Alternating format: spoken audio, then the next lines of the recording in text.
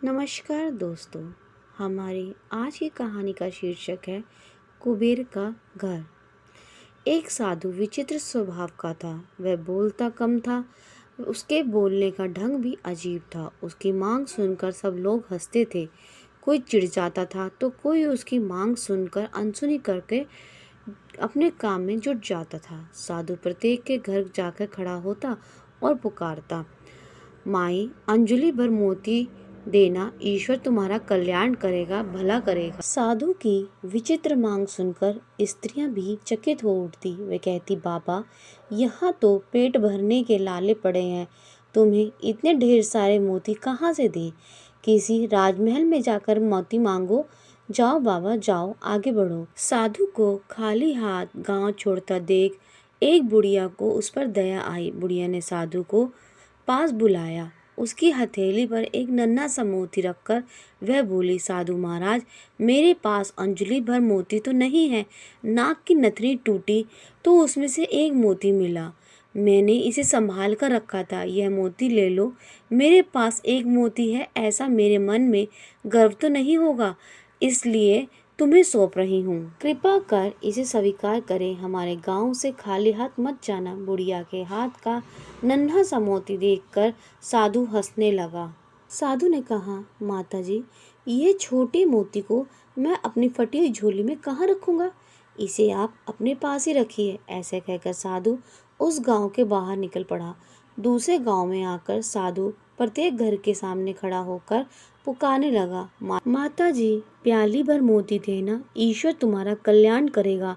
साधु की यह विचित्र मांग सुनकर वहां की स्त्रियां भी चकित हो उठी। वहां भी साधु को प्याली भर मोती नहीं मिले। अंत में निराश होकर साधु वहां से खाली हाथ जाने लगा। उस गांव के एक छोर में किसान का एक घर था। वहां मोती मांगने की चाह उसे घर के सामने ले आई। माता जी, प्याली भर मोती देना, ईश्वर तुम्हारा भला करेगा, साधु ने पुकार लगाई। किसान सहसा बाहर आया। उसने साधु के लिए ओसारे में चादर बिछाई और साधु से विनती की, महाराज यहाँ पधारिए, विराजमान होइए। किसान ने साधु को प्रणाम किया और मुड़कर पत्नी को आवाज दी, लक्ष्मी, बाहर साधु जी आए हैं, इनके दर्शन कर लो। किसान की पत्नी तुरंत बाहर आई। उसने साधु के पांव धोकर दर्शन किए। किसान ने कहा, देख लक्ष्मी, साधु जी बहुत भूखे हैं, इनके भोजन का तुरंत व्यवस्था करना। अंजलि भर मोती लेकर पीसना और उसकी रोटियां बनाना, तब तक मैं मोतियों की गागर लेकर आता हूँ। ऐसा कहकर वह किसान खाली गागर लेकर घर के बाहर निकला। कुछ समय पश्चात किसान लौट आया। तब तक लक्ष्मी ने भोजन बनाकर तैयार कर रखा था। साधु ने पेट भरकर भोजन किया। वह प्रसन्न हुआ।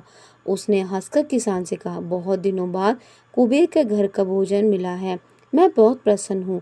अब तुम्हारी याद आती रहे तुम, इसलिए मुझे कान भर मोती देना।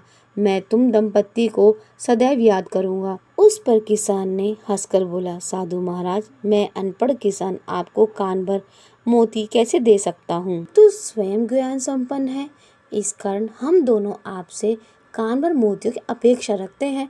साधु ने आंखें बंद कर कहा, नहीं किसान राजा, तुम अनपढ़ नहीं हो, तुम तो विद्वान हो, इस कारण तुम मेरी इच्छा पूरी करने में सक्षम हुए हो। मेरी विचित्र मांग पूरी होने तक मैं हमेशा भूखा प्यासा हूँ। जब तुम जैसा कोई कुबेर भंडारी मिल जाता है तो मैं पेट भरकर भोजन कर लेता हूँ। साधु ने किसान की ओर देखा और कहा, जो फसल के दानों, पानी की बूंदों और उपदेश के शब्दों को मोती समझता है, वही मेरी दृष्टि में सच्चा कुबेर का घर है। मैं वहाँ पेट भरकर भोजन करता हूँ, फिर वह भोजन दाल रोटी हो या चटनी रोटी, प्रसन्नता का नमक उसमें स्वाद भर देता है। जहाँ अतिथि का वास है वहाँ मुझे भोजन अवश्य मिल जाता है। अच्छा, अब मुझे चलने की अनुमति दे, ईश्वर तुम्हारा कल्याण करे।